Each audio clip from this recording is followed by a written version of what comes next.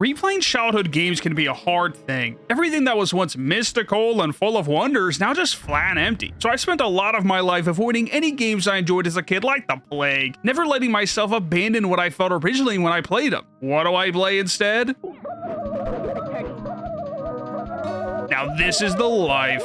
Twilight Princess is one of those games for me. Something that is always on the back of my mind, but I still do whatever I can to never actually play it. Sad existence, I know, but I'm like most Nintendo fans. But it's still there, hanging around as the odd one out in the Zelda lineup. On a surface level, it's just the themes. It's darker with a less oversaturated Nintendo-y style, and a bit more in times with the edgier games of the 2000s. Even though there's been pretty dark Zelda games pretty close to Twilight Princess's release, it's a level that'll most likely never come back. Not like this at least, but there's a little more to it. This is also a game that is sadly the one in the franchise I feel like is accused of holding the biggest shackle, linearity. A good chunk of this has to do with both the past before it and the future after it. So what's the story? It all starts here on March 24th of 2003. Wind Waker caused a stir within the franchise, to say the least. Not only did it further push the boundaries of what a Zelda game can be, it also caused a massive debate on what a Zelda game should be. Instead of following in the footsteps of Majora's Mask, a game praised for its dark mystique and atmosphere, it decided to be more cartoony. We don't want this garbage, we have Drakengard. So what genius move did they do? How do they win back the fans to their side? Make Link a wolf. It's what the gamers want. It doesn't stop there. This game is all sorts of funky. Twilight Princess was both a game to send off the failed GameCube and a game to start up the Wii. The console Nintendo was banking on for a bounce back. It really needed it, okay? It was never the Wii Zelda game though. That would actually be Skyward Sword. Nor was it the GameCube. That would be Wind Waker. So it's in its own little Twilight realm. The GameCube version is still the real version of the game to many players, including myself. The controls are more polished, the map is laid out correctly, and it's the one I grew up with. Later, it would get a remaster on the Wii U alongside its older brother, Wind Waker, both having a good amount of time to age like a fine wine, and are both arguably the best versions of said game depending on what kind of person you are. For this video, I used the GameCube one. Gotta stick with the classics. But before we dive in, let's zoom out. What exactly makes a Zelda game linear? Well, from a 3D Zelda perspective, it's about player choice and the ability to choose your own adventure. Ocarina of Time set this off, allowing the player to go truly anywhere you want, even if there's a hard requirement list to progress, like meeting Princess Zelda. I call this funneling, something that has to exist in order for a player to progress through the game. This would be the ground zero for all future 3D games to base off, Majora's Mask taking that idea and running so far away with it that it became its own beast. This approach is catered to multiple playstyles. You can do dungeons and continue to progress, or you can do side content that'll make you stronger or bring fulfillment. This evolved further with Wind Waker, which was streamlined and opened all at the same time, which just makes sense. It's about sailing a vast ocean and once again, creating your own adventure. An adventure that feels more alive than ever with its characters. You can only run this type of formula so long before the tides turn in the direction of one or the other. Twilight Princess is the direction of focus and story. This direction is very apparent just by starting up the game. We see Link's simple life at Ordon Village, working hard for a couple minutes, then sort of just wandering around doing whatever he really wants. And whatever is the best word for it, because this intro is around, sit down for this,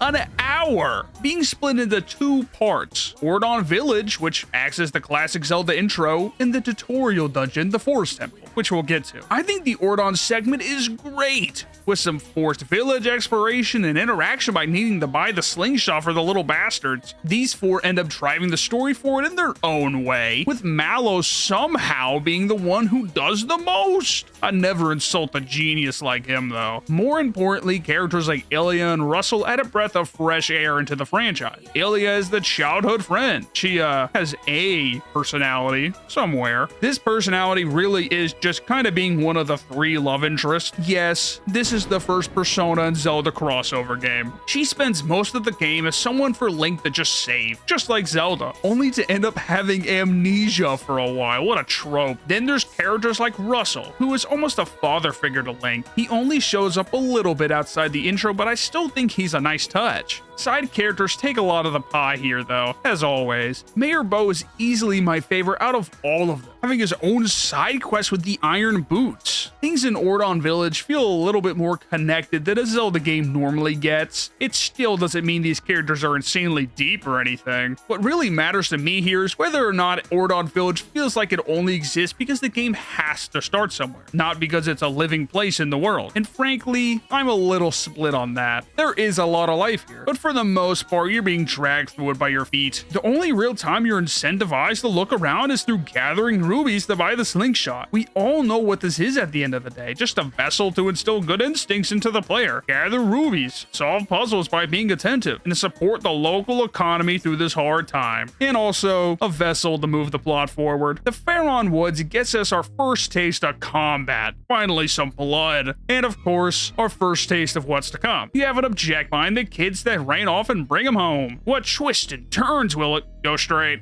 Well, at least this area is a little open. The first thing you'll realize is that this game took a heavier focus on combat, something in Zelda that is tied in importance to puzzle solving and exploration. I would normally say it's fine to want the combat to feel more important. This game certainly does, but to replace actually good mechanics by just having a room full of enemies is kind of where I draw the line. You just swing that sword around and you're probably gonna be done. Then again, it feels great. The animations are just so good looking. The way Link swings his sword feels so weighty and unprofessional. This wasn't someone trained by a sword master, someone who learned the bare essentials to defend his village. He's flashy and fights more rough, so f it. Make it Hyrule Warriors level. I don't really give a damn. On another level, it is tied to a deeper desire for this game's existence. Action and cinematic moments. Something that you're gonna get real tired of me bringing up by the end of this. On a positive note, we actually see Link be a hero. I think Link is often portrayed as a little lazy. Take Toon Link here as an example. Get that stupid look off your face, man. I mean it. Twilight Princess Link feels way closer to someone who welcomes the challenge of Hyrule. I respect it from the guy. Talking as if he's real, especially with what he has to tackle next. We finally meet the Twilight Princess. The way the Twilight realm is introduced really gives us a lean towards what we'd expect from here on out. Formulas.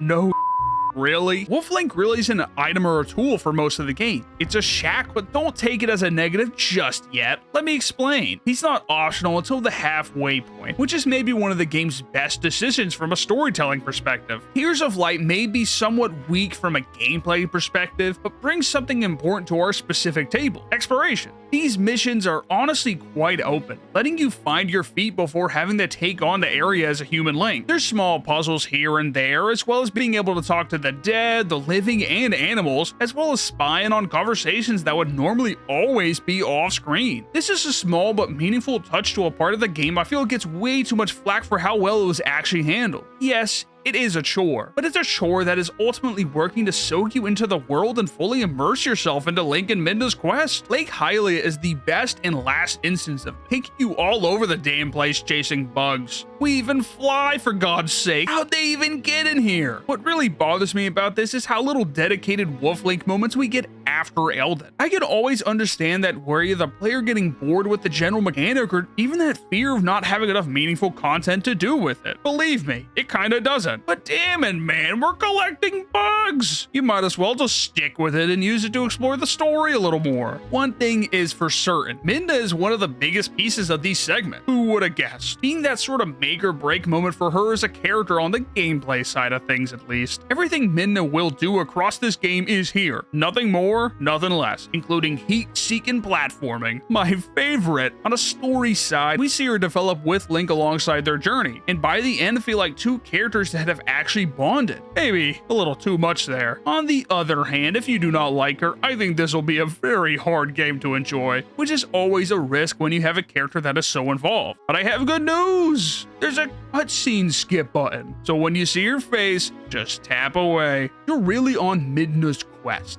Link just happens to be the one who can complete it. Link's personal goals end around the halfway, but the kid's relatively safe and Ilia recovering her health, but of course is still expected to save the world. I mean, who else is gonna do it? Even Zelda is less involved than ever before, and her name's on the game! As much as I enjoy these segments, I'd consider them quite streamlined and focused, with little player choice on how they're handled besides for what bug you want to get first. So how does this affect the rest of the game? Well, the general structure of the entire game is more of a chapter system than a rolling ball. Pre-Master Sword, you get the Tears of Light as Wolfling, have some exposition from the god of the area, then move on to a grounded human link segment, followed by a dungeon which ends the chapter. Alright, never mind all that. None of this matters because it's dungeon time, right? Oh, I wish it was. The first 3 dungeons are so forgettable, as to be expected. The first handful of dungeons in a Zelda game are never the cream of the crop of a game. Good thing there are 6 more to the game. All of these dungeons follow some sort of underlying theme, like most Zelda dungeons, sure, but the aesthetics are a key feature that makes them stand out amongst the other games in the franchise. Lake Bed is themed around the Zora more than it is water. While there's plenty of water-based mechanics, it's not really what I remember from this dungeon. I'd say a lot of that vibe comes from the color choices used, or just the fish-themed design everything. Goron Mines would be the classic Death Mountain Goron area, but instead of some strange Elden cavern, it's a work site. Big cranes, machinery, not to mention those dreaded iron boots. It's all based around labor. Maybe that's a question for Princess Zelda, and not me, imperialist pig. If you wanted to be accurate, it would be more of a reading a book dungeon, because by the time you get anywhere with the iron boots, you could finish the Count of Monte Cristo. What about the Forest Temple? Trees, leaves, grass? I don't know, man. I said they sort of follow a theme. I just don't have an incredible amount to say about any of these, so I'll just use it the same way the game does, to teach you things. First things first, is that all dungeons in this game like to use massive open areas. So one of the factors on whether or not they are a fulfilling dungeon has a lot to do with how they use their space. Sticking to the first 3, Goron Mines is the most open, and the worst use for all of its space. The standout would be this sort of run and hide segment here, a room that we revisit later on to get to the boss door. While other rooms, like the multi-magnet room, what the hell? We really needed the biggest room in the entire dungeon to be dedicated to this? Yeah, Nintendo, that's what a magnet does. Is this cool to you? While other dungeons like Lakebed Temple are the most closed off besides for these cylinder rooms, which, just like the last true dungeon of this game, are extremely vertical because of the hookshot. It ebbs and flows out of its openness though, but it's only really opened upwards because of that verticality I mentioned. Otherwise, it's these narrow, nutty-putty caverns like this, where you end up having to swim through it. The Forest Temple, it's just kind of there, isn't it? It's not an awful dungeon. It's not like all you do is collect monkeys. Somebody gonna break the news? All you do is collect monkeys. Sometimes you fight, sometimes you even have to open a door. It's a dull mechanic really, but at least they're helpful. Yes, monkey, just show me the way I need to go. It's not like I could have figured out that the only door is the one I need to go through. Lake Bed is easily the best out of the first 3. It's not really a hard debate for me. It's the most difficult, the best designed, and the best use of an item out of the 3. But then again, what exactly would a bad use of a hookshot even look like? The Gale Boomerang, on the other hand, sucks. It's just used to move items, more specifically bombs. The most advanced it gets is using it to move bombs from a flower into a boulder, and that's about as advanced as Freddy Fish. At least that game is actually difficult. How about the iron boots?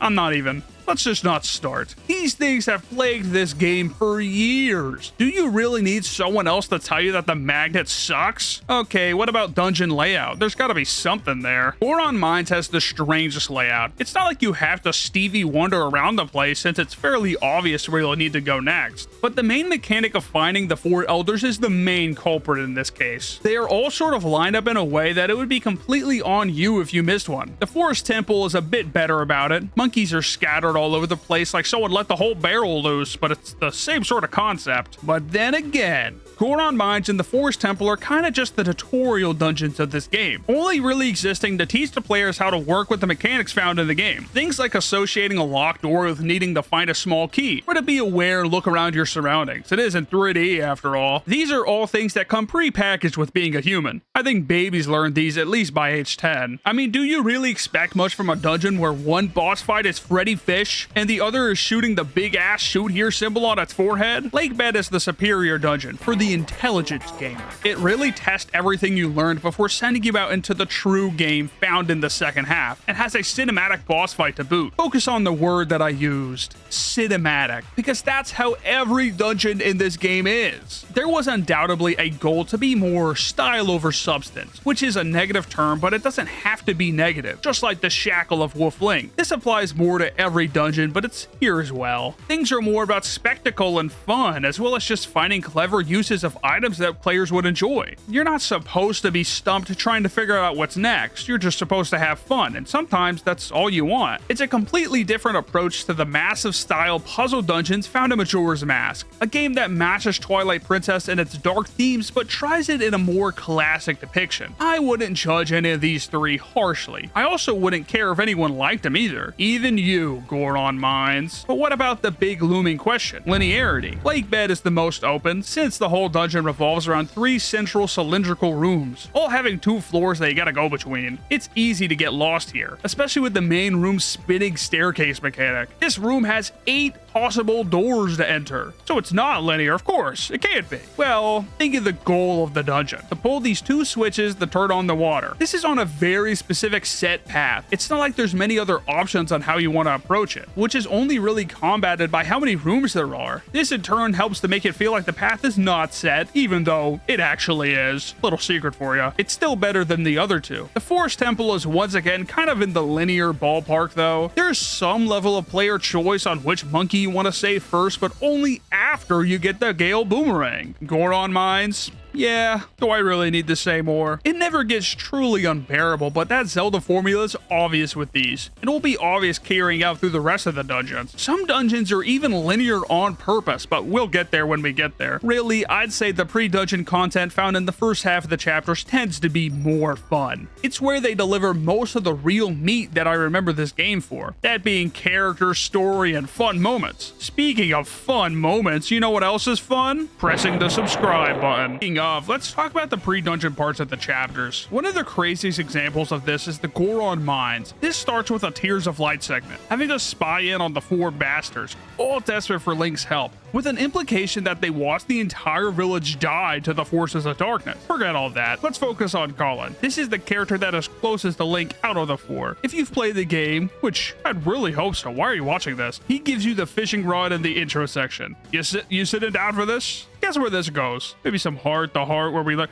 no, of course not. This actually climaxes with a battle across an entire zone of the game, with Link fighting the recurring character, the King Boblin, ending with a bridge duel where you joust him. Remember that the dungeon that follows this is Goron Mines, the Iron Boot dungeon. What is going on? The amount of substance and creativity in these segments, and the ones I'll cover later of course, are more interesting than a lot of these 3 beginning dungeons. But let's be honest with ourselves, these first 3 dungeons exist as a massive tutorial and really nothing else. This is only a little bit of the overall package of the game, so it makes sense, especially when you add in all the funneling. Gates only opponent can jump, boulders that need to be bombed, and even taking away bridges so that we can't go back to where you were. This is always the biggest argument towards the game's linear shackle, because every game before it, as I mentioned all the way back in the intro, had a very accessible world fairly quick into the game. Even Wind Waker, which only has an hour or so between starting the game and sailing the vast oceans of its world. Still, this only exists to lock you so that you can be guided into necessary story beats and all those side parts of the chapter. It's a whole new approach to what a Zelda game within the franchise is,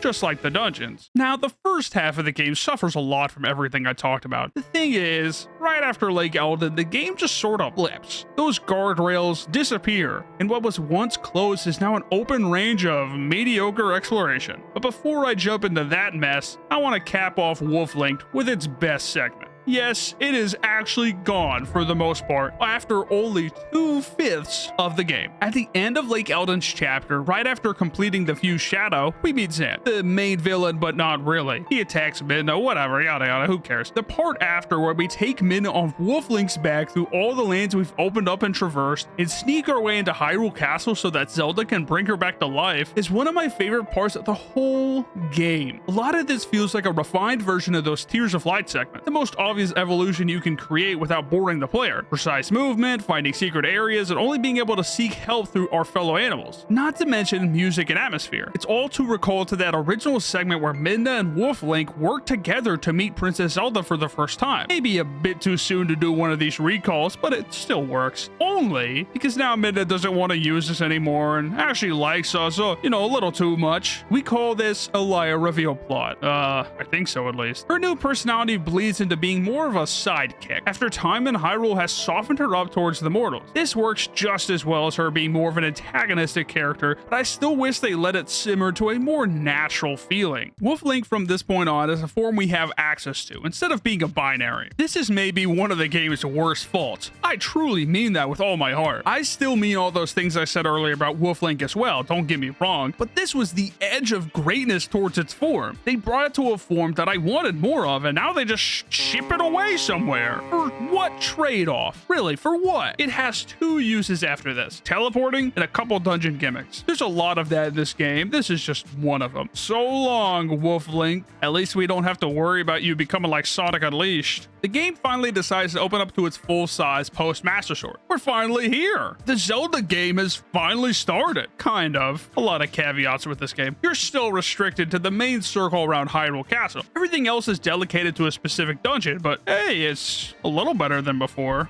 Because now we get full access to every collectible, every minigame, and the single side mission this game has to offer. You have that standard collage of items: heart containers, bigger bomb packs, and expanded quivers. But we also have some newer things: collecting bugs, an expanded approach to fishing, and a wider variety of minigames types. Oh, let me guess, a couple shooting galleries or something? Surprisingly, the variety of minigames is extremely strong across this game, I have to admit. The fishing hole got a serious upgrade to previous games visually. This is just a nice little area to relax at, especially with Minna here, the love of my life. For other new items, we have Howling Stones. These are easily the game's standout collectible. Not only does it tie the Hero of Time into the story, it also manages to incorporate Wolf Link as something deeper for the player to think upon, being our main form of communication with the Hero of Time Shade. Beyond both of those lame things, honestly, it reminds me that Twilight Princess is supposed to be Ocarina of Time's direct sequel. Not my job to figure that one out. You get a little bit more for you combat freaks too, with there being two battle towers within this game. You have the Cave of Ordeals from the original 2 releases and the Cave of Shadows from the Wii U. Not really my thing, but they are there. We even get some extreme sports like snowboarding and rafting down a river. They really went all out. The bug collection ties into that somewhat. Then, got the post, so I don't give a shit.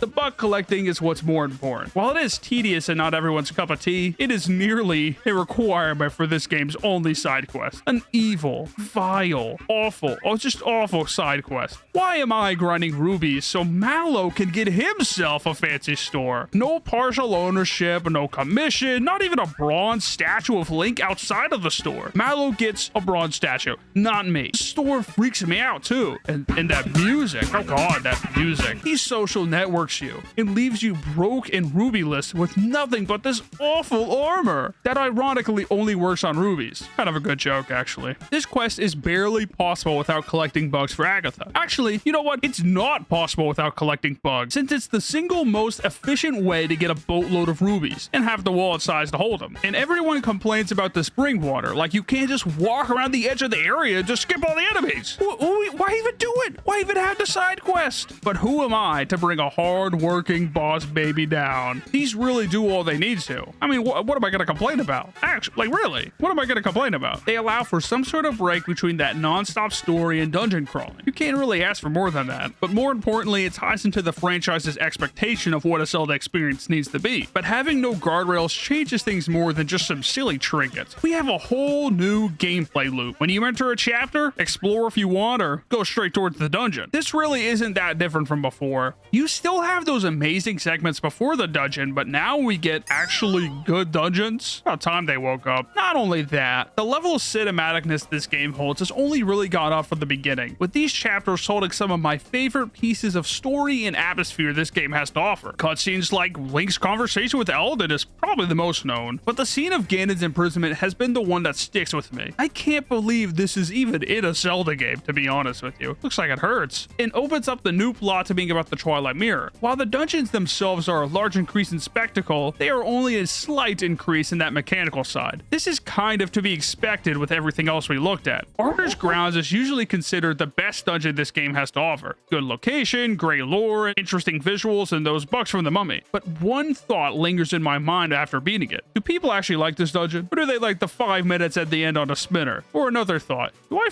like anything? This dungeon is easily the best out of the whole game, no doubt in my mind, but it's maybe by like 5%. I could replay these last set of dungeons over and over again and will always find one that retakes the top spot in my mind. This time, it was this one. The layout of this dungeon is interesting enough. The main starting mechanic revolves around Wolf Link finding 4 Poes. This is just a callback to the game before, Ocarina of Time. Remember, it's a sequel. It's honestly done really well. It's satisfying. The mechanics combine a lot of what we know from previous dungeons and expand upon them in creative ways. Can't ask for more than that. Wolf Link is not only used to get the scent of Poes and hunt them down, but it's also used to see invisible enemies throughout the rest of the game. The dungeon also uses both claustrophobic hallways and large open rooms to give that sense of unearthing a relic of the past. Multiple rooms overlap in unique ways. Rooms will often show off places that are inaccessible till further progression, like the main room. You start off here and end up on this bridge. As I said earlier, this is kind of a Zelda staple. There's challenging enemies like Redeads and Stalfos that add a level of difficulty that I was missing from previous dungeons. It's also the first and only really good usage of Wolf Link in a dungeon. On the other side of the same coin, the dungeon is extremely linear and kind of straightforward. It offers little outside of the main straight path of it, just as every other dungeon in the game. The argument gets stale. Even if the Poes are scattered, they are set in a way that there is a kind of soft order to them, one that is lined up evenly with progressing through the rooms, so it's kind of obvious. Still, there is a solid amount of challenge compared to the dungeons before, and it overall clears all 3 of those pre-Master Sword dungeons on the fun meter. But everyone still remembers it for one thing. Even if the segment is short and isn't the end-all be-all of puzzles, it's pure fun. Doesn't try to be more, it never goes anything less than it. Even its use in the boss fight is fun. Might be one of my favorite bosses in Zelda history. Something very amusement parky about riding around a pillar and just kind of leaping from wall to wall. The spinner just feels good to use, but sadly, like most items in this game, it peaks in this dungeon. Arbiter's Grounds is just such a strong way to open a second half of the game. Always has been, always will be. Snow Peak is a fine dungeon. It's always bounced between itself and Arbiter's Grounds for that #1 spot. The lead up is one of the most memorable parts of the whole game. Catching the reek fish, going through vast fields of snow to find the Yeti, and then snowboarding down to the dungeon. What the hell? But overall, the dungeon is a breakneck compared to that kind of pace. It's slow and it's based around one single core concept, with Link having to go back and forth around the manor to find the mirror piece. This is all because of Yetta the Yeti? Is that actually her name? She can't remember where the piece is. You explored a dungeon to find it. The design is fine. It kind of moves like this. Here's the exact door. Here's the exact room. I don't know. Even if it is a gimmick, it's just fine. There is still a really good chunk of secrets within the manor. Mostly heart containers, but it's still better than any dungeon before and after it. It's also slightly harder than the Arbiter's Grounds. Not enough to sweat at, but enough to keep you on your toes. All ice dungeons will be kind of hard. The old ball and chain is the real star here, just like the spinner. I didn't know Zelda came back so soon into the plot, huh? Get it? Get it? You know, like the saying? This thing is ridiculous. Such a fun item. The usage of it is okay across the board, but fun to use is fun to use in my mind. Weirdly enough, also like the spinner, it's best used within the final boss fight. A boss fight I look forward to and adore every time I play the game. There's something so fast about it. Having Yetta's fat ass trying to crush me with her ice brigade. Some people just want that. You're sliding around, dodging within mere moments of that last ice pillar crashing down. You have to quick scope the pillars with the old ball and chain. Whatever Link's workout regimen is, works pretty damn well. How's he even lifting this thing? And once again, just like Arbiter's Grounds, there's a really fun and unique mini boss that is one of the most creative in the entire game. So both of these dungeons are the apex of the game. 2 different structures and styles, both pulled off expertly. One player might like one of them, one player might like another of them. Then we get on by pure unfiltered mid. The Temple of Time sucks so bad. Oh my god. Let's get that elephant out of the way. Linear. It's linear. It's a bad dungeon. It's linear. But the worst part is, It's the second worst. The entire dungeon feels like one straight set of hallways. What truly is the nail in the coffin for any hope of this dungeon being good is the Dominion Rod. Such an interesting and unique item, completely by a lack of interesting puzzles, mechanics, or really anything. All you do is move and smash shit. What am I, some sort of monster truck watching baby? At least let me control one of these little statues and pilot through a soul maze or something. Instead, it's like used for a scale. Not even the boss fight uses it well. Oh, and you're gonna try and make a comedic gag on my behalf. Mini boss though, one of the best in the game. It's the Dark Nut. Everyone knows the Dark Nut. It's a Zelda staple. The atmosphere carries most of the dungeon. The Temple of Time is always going to be an intriguing place. Even the entrance of the dungeon is cool, being completely hidden away in these ruins. But sadly, to further rain on the parade, it also has the worst lead up to a dungeon in the entire game. What a combo. Just a rehash of the Lost Woods segment. Didn't really need it twice. When you put this segment against Castle in the Sky, of course you're gonna look bad. Yes, maybe a little bit of filler in the beginning, but who cares? Western shoot. Really? I'm sorry, it baffled me then, and it's even baffling me now. Just further proving how much fun they had with these damn segments. It completely threw me for a loop when I did it, because I assumed the dungeon just started in this village or something, but no, it's a fucking Western shootout. But the dungeon itself, Castle in the Sky, has always had opinions all over the place, more than most. On one hand, it has what feels like the most natural progression with its mechanics, starting with using a single hookshot and ending with a double one. The setting is unique, the lore of the city is cool, and it gives a background to the Uka. Aka, I don't know, I got nothing. But on the other hand, if you aren't a fan of the hookshot and how it's used within the franchise, it's just not gonna be fun. It is the most vertical dungeon though, going up and down huge scaling walls and massive gaps with both the single and double hookshot. It also has some of the best exploration with any of these dungeons, being the only one in the entire game I got straight up lost in multiple times. It uses its space so well, much better than any before it. It feels like the apex of what is expected out of the player's competency. There's certainly a lot to love about it, but I'm still mixed on it overall. The double hookshot by itself is fun, but damn, the dungeon just kind of drags it out. It flat out cannot carry the dungeon on its back, and it just tends to fall a bit short. It needed something better than just flying with chickens between hookshots. All of that blows by the wayside with how the boss is treated. It's teased multiple times in this very Shadow of the Colossus-like manner, with the final fight having a heart-pounding lead-up. And as always, the double hookshot is used at its best at the final boss of the dungeon. With every dungeon that actually matters covered, I can easily admit that at least 3 of these 4 are incredible dungeons. It's somehow more than just that though. They're incredible all in their own way, while still managing to fit into that linear formula we've grown accustomed to. Dungeons like Lake Bed and Snow Peak are a respin on the standard style Zelda dungeon, where things are more compact and Ouroboros-like in their design. It feeds into itself, constantly having to play your tracker on the same sections of areas to unlock newer paths around them. As I said earlier, the main mechanic revolves around always going back to Yetta for a new path, which always happens to be built around existing pieces of the dungeon. On the other side, dungeons like Arbiter's Grounds barely wrap back into itself. Instead, you're going deeper and deeper to a core within it, which makes sense for the aesthetic they're trying to pull off. This is also a type of classic Zelda dungeon, almost closer to the original dungeons all the way back on the NES, where the only goal is to really get towards the end. Both styles have dungeons that fall in between, like Castle in the Sky, that backtracks a lot but opens itself up towards the second half. I don't really expect anything more than that really, because there's so many dungeons and only a handful are truly elevating the experience to a level that we expect. As disappointing as that kind of thing is, the good parts usually outweigh the bad part. Even dungeons I dislike have some sort of silver lining somewhere, even when they're very thin. But let's get back to the big question. Does anything the second half of the game does fight off that linearity found in the first half?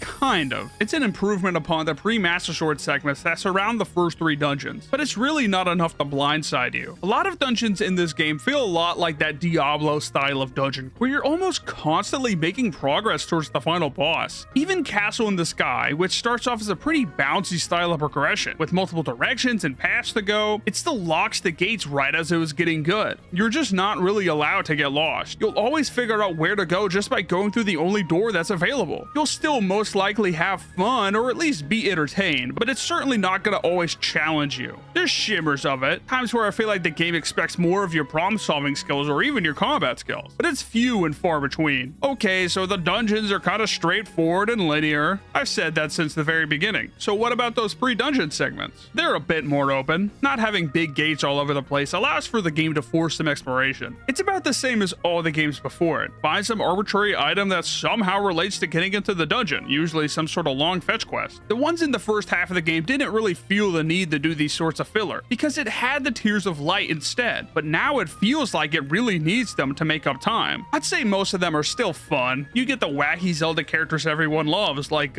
sad canon clown guy, and a lot of Thelma for all you MILF fans out there. It's all still an improvement to the first half of the game, which is good, don't get me wrong, but just as I said with the dungeons, I sadly just did not expect it to be any different. I'll wrap this whole thing off when we add that final piece of the puzzle, the finale of the game. A part so different and closed off to the rest of the experience that it only makes sense to section it off by itself, like some sort of quarantine zone. Yeah, that's right, 2 more dungeons. 2 extremely weird dungeons that are nothing like any before it. In a positive way, right? Yeah, funny one. They are a complete stomp on whatever we knew from this point on, because they're only working to wrap up that mess that is the 2 main villains of the game, Zant and Ganon. Come on, don't be like that. Plenty of things manage to work with 2 main villains, Bowser and Bowser Jr., Death and Taxes. Okay, look, I'm not an idiot. I get why Ganon has to be here. Ganon is Link's eternal villain. He's got the Triforce of Power. Then there's Midna. She's just as much as a main character as Link is, right? She needs her own villain. Zant is actually more present than Ganon within the story. He's in more cutscenes, he affects more of the world, and he is more attached to the events of the story, which makes Ganon feel like he's sort of just there in a game that should have just been about Zant. Well, guess which one is still the final boss? Of course, Ganon has to be the final boss. He couldn't just take a vacation. It's always been weird, but hey, to make it better, both dungeons are also bad. Thankfully, the Palace of Twilight is by definition not a linear dungeon. And that's it, no really. The main mechanic sucks and doesn't have enough complexity to be interesting. The dungeon is too short to evolve naturally and it just feels out of place. It doesn't help that there's another dungeon right after it. If it was the last dungeon, I couldn't really care about all of its flaws because it's just something to exist to have a boss fight in. But it's not. It's an actual dungeon that tries to be something special but just misses the mark, which is just so much worse. It at least has very cool atmosphere and a nice design to everything artistically. Something that hypes you up for that final fight. I can't really be that mad at it. There has to be something between the gaps realistically. You can't just go straight from the end of Castle in the Sky to Zant. That makes no damn sense. Hyrule Castle has a lot of that same feeling. It's aesthetically very well designed, heavy rain, moody skies, and a setting that flat out makes sense. It's Hyrule Castle. Where else would you want the finale of a game to be? But it kind of tricks you. When you enter the castle, there's this feeling you're getting a true dungeon this time. A feeling that, oh, that's the boss door. It's mostly just about combat, which is fair. I've never in good faith been able to call these dungeon, because they aren't in this game's sense. Just zones that happen to have small keys here and there. All of this doesn't matter. You want to know why? Because the boss fights are a masterclass. Zant is maybe one of my favorite boss fights ever. Really, it is. Because it is done in a way that feels so grand, and it feels so logical as the next steps of this game in this big cinematic puzzle. You're teleporting through every single dungeon you've ever been through, with Zant using the powers of every Twilight beast we fought at the end of the dungeons. It challenges every single thing you've ever learned, forcing you to quickly remember each boss's mechanics before taking damage. And right as you do remember, it's a new mechanic. It's intense, it's relentless, and it tops itself off with an amazing one-on-one duel that shows Zant as this deranged man corrupt with power who will stop at nothing to kill you and keep the Twilight Realm as his own. Easily one of the best, if not the best, final boss in Zelda history. Alright, I'll stop. Joke's gone stale. I know a big part of making a good boss fight is about the past and present tense. If something isn't set up to feel like it pays off, then how am I supposed to be fulfilled killing it? Zant does a lot of villainy in the story, and if you care for Midna, of course you're gonna care for her home. But Ganon is such a hard thing to top when it comes to history. He's that cancer that you never kill, always coming back. It doesn't even matter which Link it is, from cartoon to realistic. It's always Ganon. He's so seasoned with everything that it's hard to feel more hyped for a fight with a newer character than one we've already grown accustomed to. Also, the fight's just better. I'm sorry, Zant, but it's really unfair against you. They have ping pong over here at Hyrule Castle. Whatever, who cares? It's Ganon time. What a damn set of boss fights. Talk about relentless. We have one fight against possessed Zelda and 3 fights against Ganon, all with their own mechanics and difficulties. It's beautiful. First fight is a callback to the staple Ganon ping pong mechanic, but instead it's a possessed Zelda, corrupted by darkness. I know she's had dark iterations in the past, but it's still weird to see her like this. It's such a cool idea for a fight. Then there's Beast Ganon, which brings us back to one of the first things we learned from Mayor Bo, to toss him aside like a raging goat and just beat him down. The fight even incorporates Wolf Link in multiple ways. Look, they tried, okay? Just throw him in somewhere, it'll be good enough. The music here is really what stands out. It's got this weird sort of mystical side. It reminds me of that original Fallout soundtrack with all those weird drum noises. Then, of course, the horseback fight, which is a recall to the horseback fight we had when we saved Colin. Just testing our mastery of every single thing we can, I guess. We even have Zelda behind us firing arrows of light so we can get in and attack. It's a little janky and doesn't work as well as you'd hope, but it's still a fun section. All of this ends up with a duel, a staple part of the 3D games. The game's decision to focus on multiple combat moves and really honing in how the sword feels really makes this duel special. We even see Midna and Zelda just stuck having to watch on as Link fights in a duel of the fates with Ganon, just having to hope that Link has enough to make it out on top. We have so many different ways to beat Ganon up. Let me know if you find one. This footage is a little rough. And then we finally stab him through the chest. Hey, it actually worked this time. Even if we always know Ganon's gonna come back in some way in another future game, Twilight Princess feels like the ending to a saga. And that's a powerful feeling for a franchise to pull off, because it is the ending of a saga. Maybe the most important one, the Hero of Time saga. This is the ending. Probably. And what is our reward? What beautiful ending awaits us after? Dude,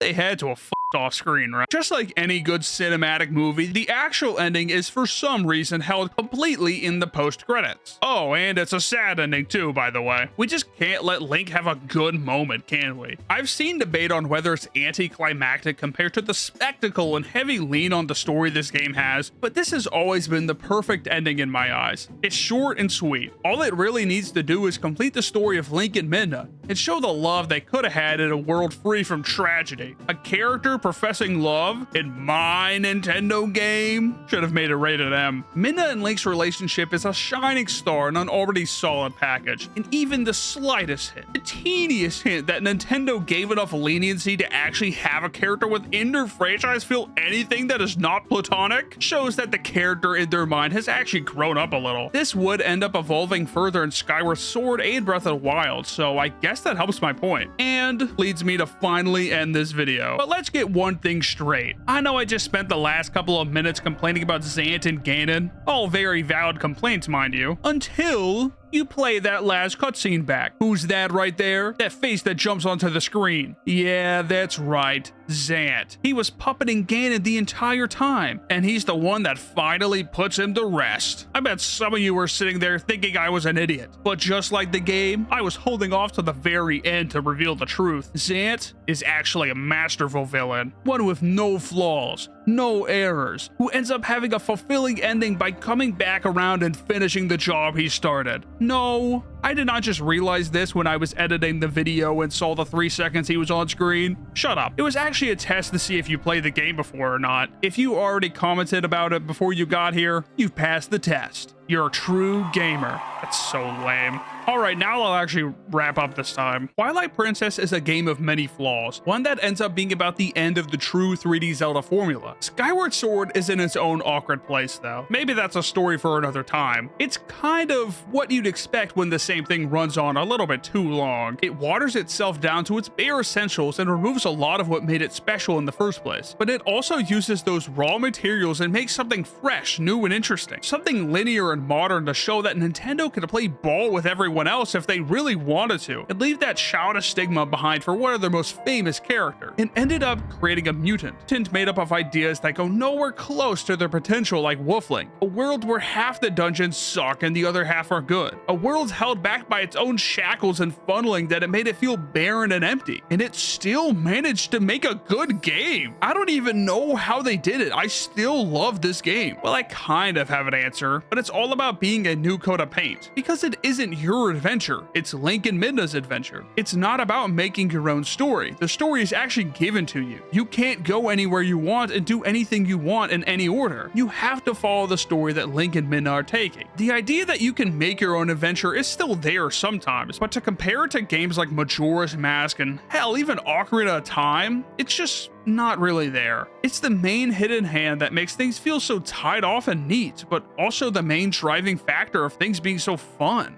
That risk to make things closed off allowed for a better focus on things that went by the wayside, like characters and cinematic events. A risk that allowed for an exploration of what was between dungeons to a level never seen before. So yes, the game is cursed with linearity, but I still see it as a positive even after everything. Maybe it isn't the most perfect or polished game. Hell, it's nowhere near as replayable as games like Ocarina of Time or Majora's Mask. This is a once a year or even maybe every 5 years type of game, but it doesn't need to be that. It just needs to give you a fun story and experience and take you for a ride. I always thought replaying this game would just ruin it for me, that I should just keep it where I had it in my childhood and leave it alone. Instead, I just ended up falling in love with it in an entirely different way. Even if I played it with a lens looking for the flaws, I still love it. Anyway, that's the video. See you later and goodbye.